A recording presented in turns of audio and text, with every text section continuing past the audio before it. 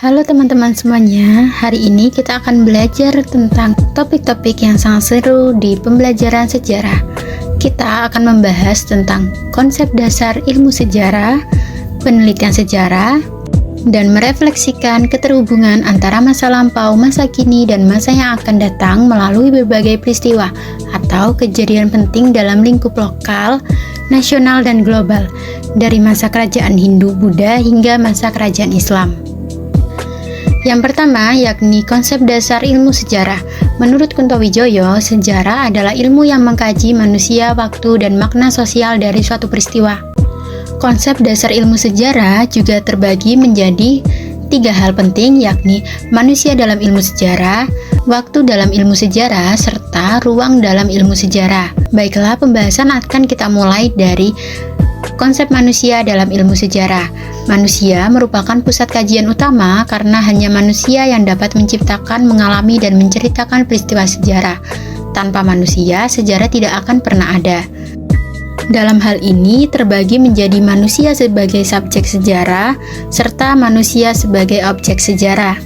Manusia sebagai subjek sejarah, yakni sebagai subjek, manusia merupakan pencipta dan penggerak peristiwa sejarah. Ia membuat keputusan, berinteraksi, menciptakan ide, berjuang, dan mengubah keadaan sosialnya. Untuk memahami manusia sebagai pelaku sejarah, diperlukan pendekatan biografi, serta kajian terhadap latar sosial, budaya, pemikiran, dan lingkungan hidupnya. Contoh dari konsep manusia dalam ilmu sejarah yakni Soekarno dan juga Hatta sebagai subjek dalam proklamasi kemerdekaan 1945, karena Soekarno sendiri yang membacakan teks proklamasi.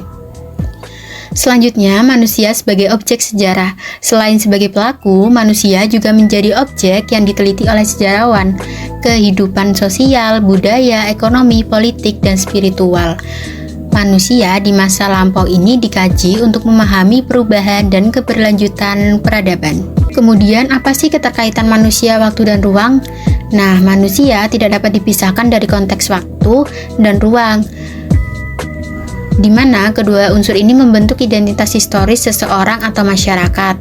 Contohnya nih, kehidupan manusia di masa kerajaan Sriwijaya dipengaruhi oleh ruang, yakni lokasi strategis yang berada di jalur perdagangan, dan waktunya yaitu pada abad ke-7 Masehi. Yang kedua yakni pembahasan mengenai konsep waktu dalam ilmu sejarah. Waktu merupakan unsur pokok dalam ilmu sejarah karena setiap peristiwa berlangsung dalam rentang waktu tertentu. Sejarah tidak dapat dilepaskan dari aspek temporal yang meliputi masa lampau, masa kini, dan masa yang akan datang. Dalam konsep waktu dalam ilmu sejarah ini terdapat kronologi dan periodisasi. Kronologi sendiri adalah urutan waktu terjadinya peristiwa guna memahami hubungan sebab akibat antar peristiwa sejarah. Contohnya ini pada kronologi proklamasi kemerdekaan 17 Agustus 1945, di mana diawali dari serangkaian peristiwa seperti Jepang yang dibom atom oleh sekutu, kemudian Jepang menyerah tanpa syarat, adanya desakan dari golongan muda sehingga menciptakan peristiwa Rengas Dengklok, sampai dengan perumusan teks proklamasi hingga akhirnya pembacaan teks proklamasi. Sedangkan periodisasi yakni pembabakan waktu dalam sejarah berdasarkan peristiwa penting. Contohnya masa praaksara, Hindu-Buddha, Islam, kolonial, kemerdekaan, dan reformasi. Dalam konsep waktu dalam ilmu sejarah juga terdapat sifat diakronis maupun sinkronis, yakni diakronis sendiri yaitu memanjang dalam waktu, sehingga menelusuri proses perubahan dari masa ke masa, perkembangan peristiwa dari waktu ke waktu, dengan melihat sebab akibat dan perubahan kronologis. Contohnya, mengamati perkembangan organisasi Budi Utomo dari tahun 1908 hingga 1935, dari awal berdirinya hingga perubahan yang terjadi, sampai dengan akhir. Kemudian sinkronis yakni meluas dalam ruang, tetapi terbatas dalam waktu, sehingga fokusnya pada satu waktu di berbagai tempat. Contohnya, kondisi sosial dan ekonomi Indonesia tahun 1945. Kemudian makna dari konsep waktu bagi sejarah yakni melihat kesinambungan dan perubahan atau continuity and change, memahami bahwa peristiwa masa kini merupakan hasil dari proses masa lampau, dan menumbuhkan kesadaran sejarah atau historical awareness. Selanjutnya, pembahasannya tentang konsep ruang dalam ilmu sejarah. Ruang sendiri dalam sejarah merupakan tempat atau wilayah terjadinya peristiwa masa lalu.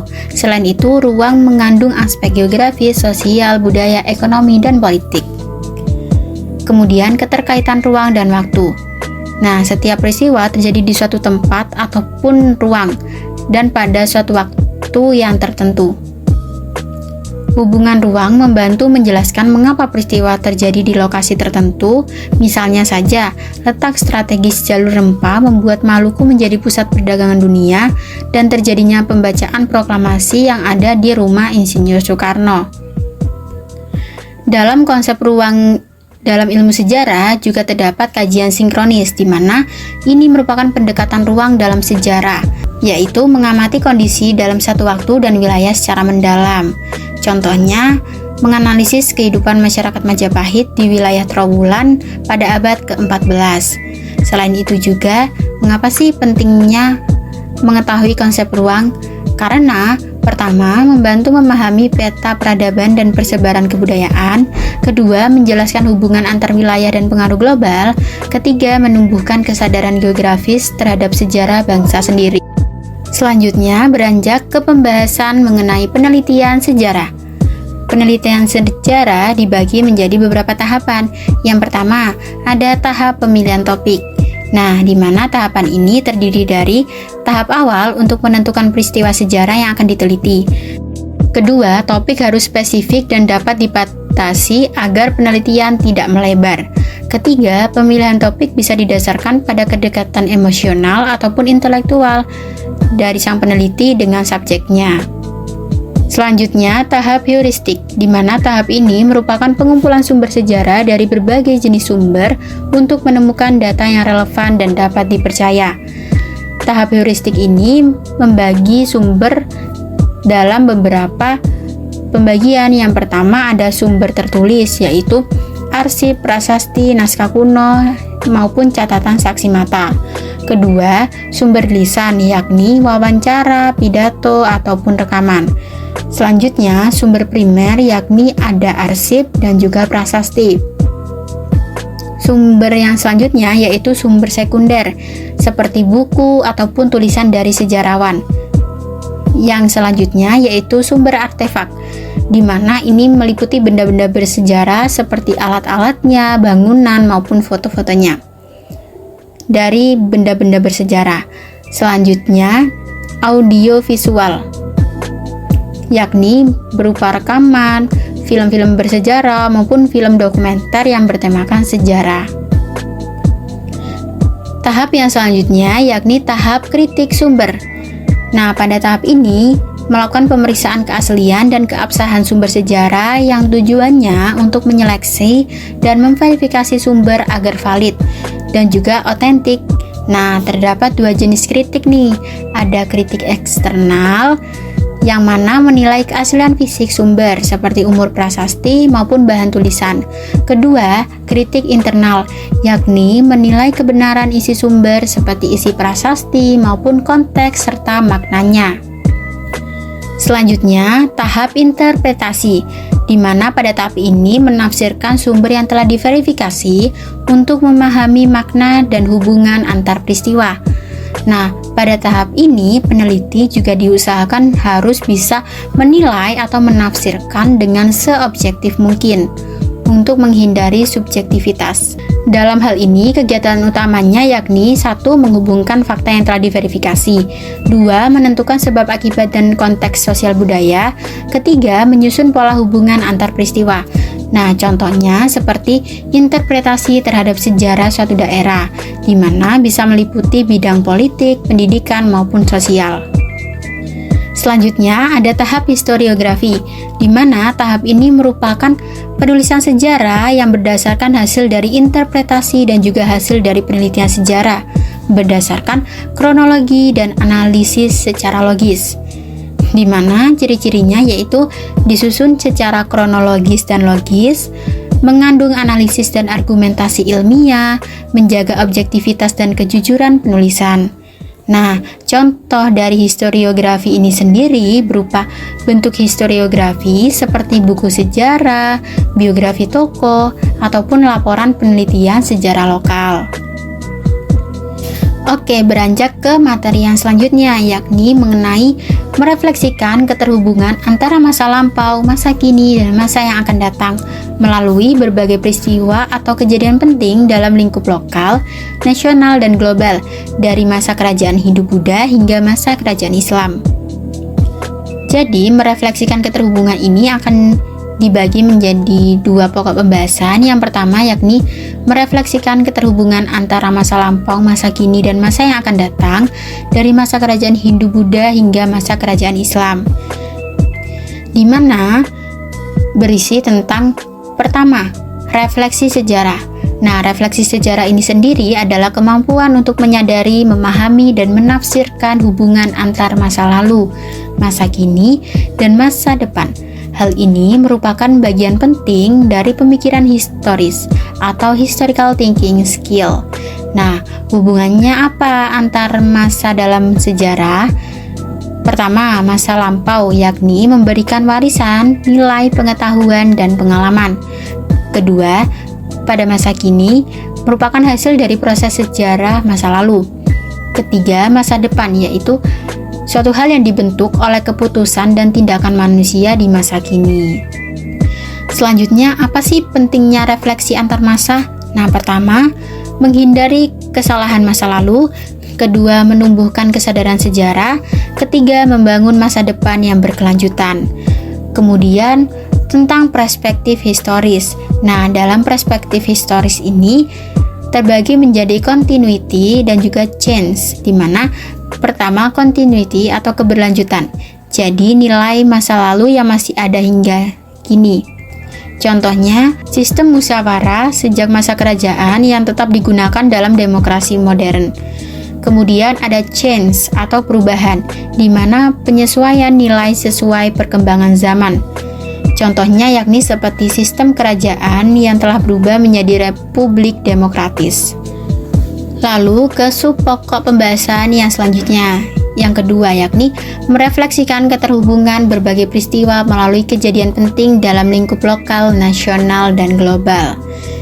Pertama yakni mengenai keterhubungan.